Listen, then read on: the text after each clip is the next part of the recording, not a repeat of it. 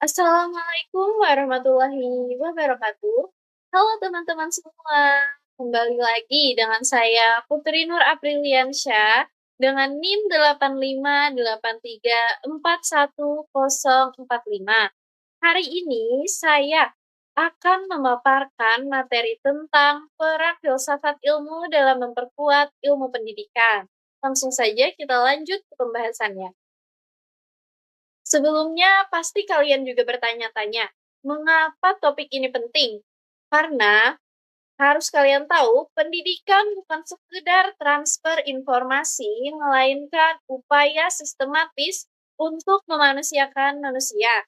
Filsafat ilmu ini memberikan landasan agar upaya ini tetap ilmiah dan bermoral. Di era disrupsi informasi, kita membutuhkan panduan untuk membedah masalah pendidikan secara kritis, reflektif, dan kontekstual.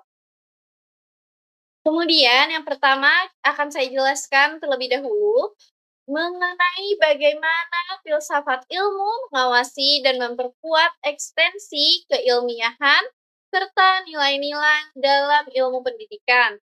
Filsafat ilmu ini berfungsi mengawasi agar ilmu pendidikan tidak keluar dari koridor ilmiah dan logika berpikir yang benar.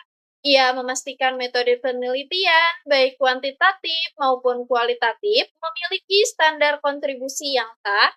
Selain itu, filsafat menjadi penjaga nilai agar pendidikan tidak hanya mengejar angka, tetapi juga menjunjung tinggi martabat manusia.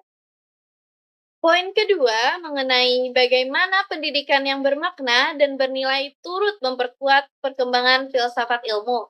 Nah, harus kalian tahu hubungan ini adalah mutualisme.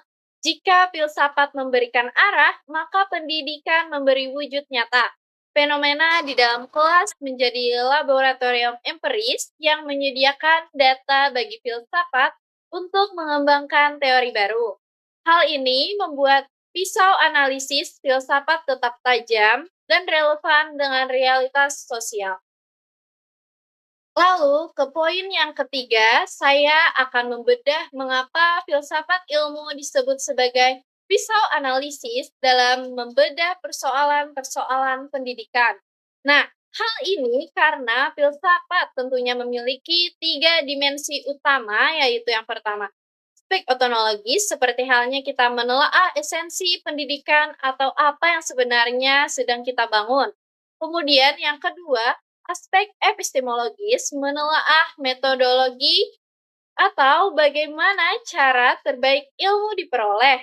Yang ketiga, aspek aksiologis, menelaah kemaslahatan, yaitu untuk apa sih ilmu itu digunakan. Dan yang terakhir, saya akan memberikan contoh konkret penerapan filsafat ilmu dalam praktek pendidikan. Seperti halnya yang pertama, pada kurikulum merdeka, aspek ontologi terlihat pada sikap menghargai keunikan individu, aspek epistemologisnya melalui pembelajaran berbasis pengalaman seperti Project P5, dan aspek aksiologisnya fokus pada pembentukan karakter profil pelajar Pancasila. Selain itu, ada juga tambahan rincian contoh kebijakan lainnya, seperti pendidikan inklusi yang menjamin keadilan hak pendidikan bagi setiap anak tanpa diskriminasi. Dalam proses belajar, kita juga mengenal metode problem-based learning, di mana siswa aktif membangun pengetahuan mereka sendiri dengan memecahkan masalah nyata. Sebagai refleksi, kita perlu membedakan antara pengajaran dan pendidikan. Pengajaran mungkin hanya menghasilkan pengikut, namun pendidikan sejati bertujuan menghasilkan pemimpin yang mampu berpikir kritis untuk masa depan. Sebagai kesimpulan, setiap permasalahan pendidikan harus diselesaikan secara ilmiah melalui kacamata filsafat ilmu. Nah, mari kita bangun pendidikan yang bermakna melalui landasan filosofis yang kokoh. Saya, Putri Nur Apriliansyah, mengucapkan terima kasih atas perhatiannya. Sampai jumpa di tugas selanjutnya.